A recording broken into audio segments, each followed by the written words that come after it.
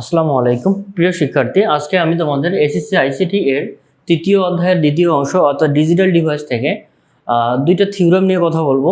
অর্থাৎ বুলিয়ান যে উপপাদ্য রয়েছে বা বুলিয়ান থিওরেমের দুটি সূত্র রয়েছে, এই সূত্র দুটো একটু ব্যাখ্যা করব। কারণ এই সূত্র দুটো তুমি যখন বুলিয়ান সরলীকরণ করতে যাবা বা সিম্পলিফিকেশন করতে গেলে আমাদের এই দুটো সূত্র প্রচুর পরিমাণে কাজে দিবে এবং তোমরা এই দুটো সূত্র খুব ভালোভাবে কনসেপ্টটা ক্লিয়ার রাখবা। কারণ এই দুটো সূত্র ছাড়া সরলীকরণ করা অনেক টাফ হয়ে যাবে। তাছাড়া তোমাদের পরীক্ষা কখনো কখনো আসে যে এন সংখ্যক ভেরিয়েবলের জন্য বা এন সংখ্যক চলকের জন্য বুলিয়ানের প্রথম উপপাদ্যটা ব্যাখ্যা করো অথবা দ্বিতীয় উপপাদ্যটা ব্যাখ্যা করো। আর তাছাড়া এই জিনিসটা আমাদের দরকার আছে, যেমন শতক সারণীর সাহায্যে আমরা প্রমাণ করি অথবা বিভিন্ন সিম্পলিফায়ার মাধ্যমে এই সূত্রগুলো আমরা ব্যবহার করে থাকি। তো তাহলে চলো এই সূত্র দুটো একটু ব্যাখ্যা করা যায়। তাহলে এই ডিমর্গান থিওরেম, ডিমর্গান ছিলেন মূলত একজন ফরাসি গণিতবিদ যিনি জন্মগ্রহণ করেছিলেন 1806 সালে ফরাসিতে। তো ওনার নাম অনুযায়ী দুটা উপপাদ্য নামকরণ করা হয়েছে, কারণ এই দুটো উপপাদ্য উনি আবিষ্কার করেছেন আর কি। তো প্রথম উপপাদ্যে আমরা কি দেখতে পাচ্ছি?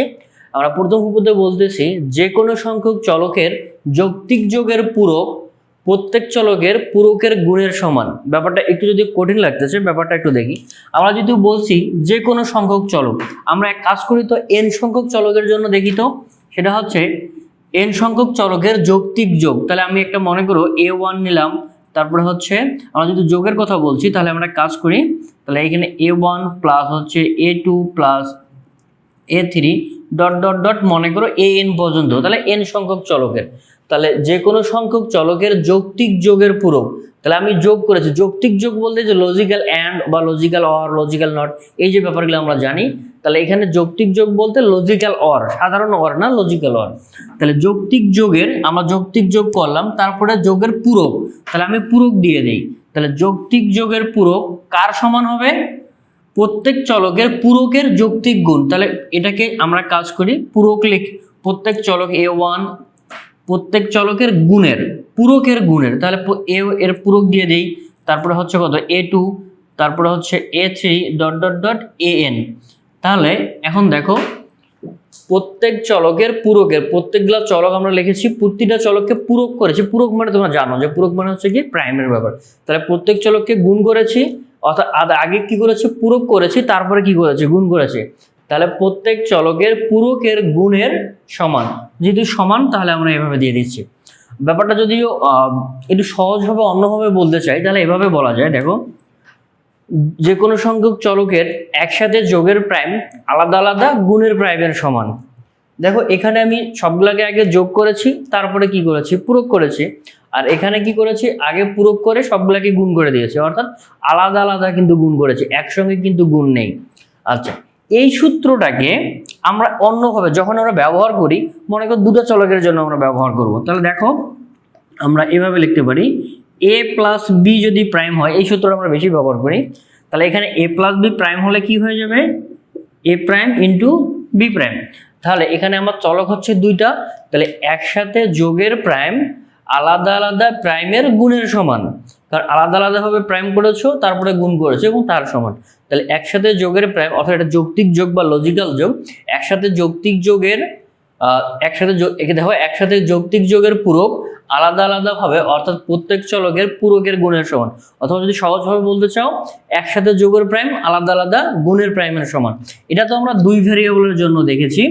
যদি এই সেম সূত্রটা আমরা তিন ভেরিয়েবলের জন্য দেখতে চাইতাম, তাহলে তিন ভেরিয়েবলের জন্য কি হইতো? মনে করো a plus B plus C যদি নিতাম, তাহলে দেখো এখানে দুইটা ভেরিয়েবল ছিল, আমি এখানে তিনটা ভেরিয়েবল নিয়েছি, a plus B plus C. তাহলে এখানে কি লিখতে পারি? a prime into B prime into হচ্ছে সি প্রাইম। ব্যাপারটা আসলে অত কঠিনও না। দেখো যোগ থাকলে কি হয়ে যাবে? গুণ হয়ে যাবে। একসাথে যে প্রাইমটা থাকবে না, ভেঙে ভেঙে আলাদা আলাদা হয়ে যাবে, কাজ শেষ। এবার উল্টোটা, এখানে কি করেছি? যোগ থাকলে গুণ করে দিয়েছি। এবার উল্টোটা হবে, গুণ থাকলে কি হয়ে যাবে? যোগ হয়ে যাবে। তাহলে দেখো যে কোনো সংখ্যক, আচ্ছা এটা কিন্তু আমার n সংখ্যক চলকের জন্য।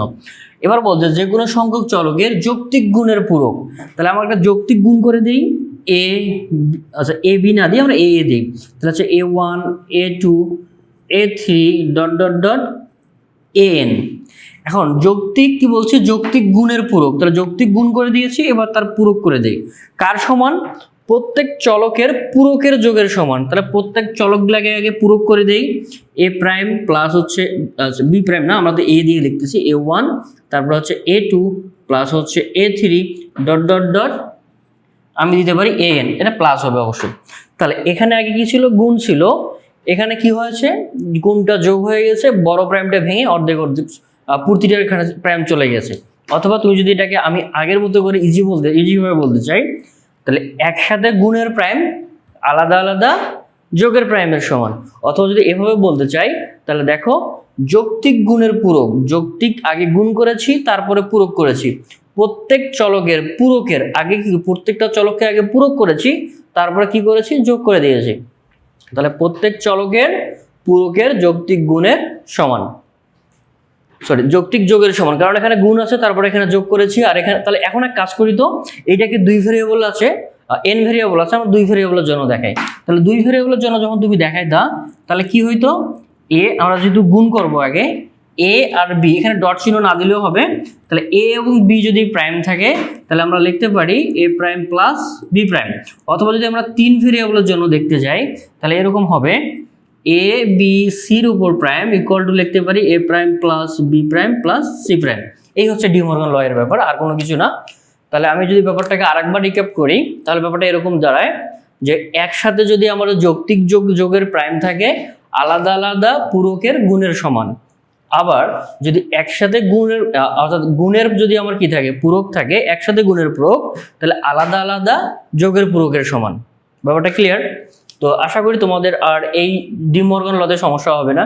এবং আমি তোমাদের সামনে আরেকটা ভিডিও দিয়েছিলাম আগে, সেটা হচ্ছে সত্যক সারণীর সাহায্যে কিছু প্রমাণ দেখিয়েছিলাম, এবং সত্যক সারণীর সাহায্যে আমি এই সূত্রটা প্রমাণ দেখিয়েছিলাম এবং এই সূত্রটার প্রমাণ দেখিয়েছিলাম যে এটা আসলে প্র্যাকটিক্যালি প্রমাণ করা যায় যে আমার left side equal to right side আমরা সত্যক সারণীর সাহায্যে প্রমাণ করে থাকি। তাহলে তোমরা ওই ভিডিওটা দেখে নিবা। আর এই ভিডিওটা অবশ্যই তোমরা এই সূত্র দুটো মুখস্থ করবা। n সংখ্যক চলক তো আমাদের খুব একটা কাজে লাগে না, বাট আমাদের এই জিনিসটা আমাদের কাজে লাগবে। এই দুই ভেরিয়েবল এবং তিন ভেরিয়েবল, এখানে ওই যে দুই ভেরিয়েবল এবং তিন ভেরিয়েবল, এই দুটো ভেরিয়েবলের জন্য তোমাদের অবশ্যই মাথায় রাখতে হবে, যেটা মুখস্থ রাখতে হবে। যখন আমরা সরলীকরণ করব তখন দেখবা যে এই দুটো সূত্র আমাদের কত প্রয়োজন হয়। তো তাহলে আজকে এই পর্যন্তই, তোমাদের এই ভিডিওটা আমি রাখতে যাচ্ছি। তোমরা অবশ্যই আমাকে কমেন্ট করে জানাবা যে তোমাদের আর কোন টপিক্সে ভিডিও দরকার, তাহলে আমি ওই টপিক্সে ভিডিও দেওয়ার চেষ্টা করব। আর যদি কোনো তোমাদের বোর্ড কোশ্চেনের সলিউশন দরকার হয়, দেখা গেলো যে এমন কিছু কোশ্চেন আছে যেটা তুমি সলভ করতে পারতেছো না বা তোমার পরীক্ষার কারণে সলভ করা দরকার দ্রুত, তাহলে আমাকে কমেন্ট করে জানাই দাও, তাহলে আমি চেষ্টা করবো ওই টপিক্সে ভিডিও বানানোর জন্য। তো আজকে এই পর্যন্তই, ধন্যবাদ তোমাদের, দেখা হবে পরবর্তী ভিডিওতে। আসসালামু আলাইকুম ওয়া রাহমাতুল্লাহ।